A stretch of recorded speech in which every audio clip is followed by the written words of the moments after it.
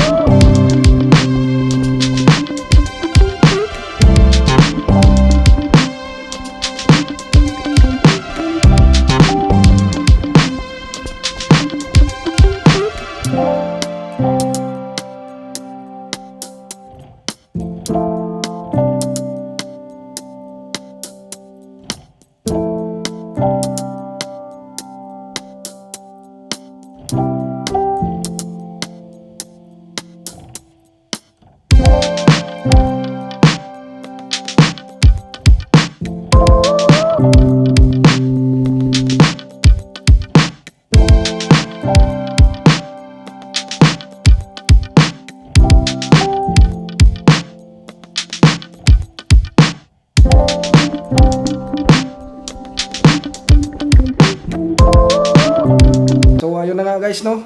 Sana nagustuhan nyo. Kung nagustuhan nyo, paki-comment sa baba. At saka huwag kalimutang mag-subscribe. At saka pakipindot na rin yung notification bell para lagi kayong updated sa ating mga videos post. Okay, ganun na rin. Shoutout sa aking kumpare dyan sa Saudi Arabia, sa may damam. Si Rasay TV channel. Pakisuportahan natin guys.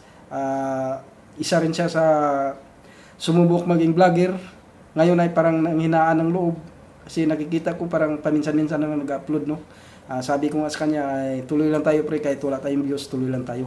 Huwag lang natin isipin na kumita tayo kaagad. Basta isipin lang natin na nag-enjoy lang tayo. Okay, paki-subscribe natin guys, pakisamahan, paki-suportahan natin yung ating kaibigan, si Rasay TV channel. Okay, maraming salamat sa inyong lahat. God bless. Bye-bye.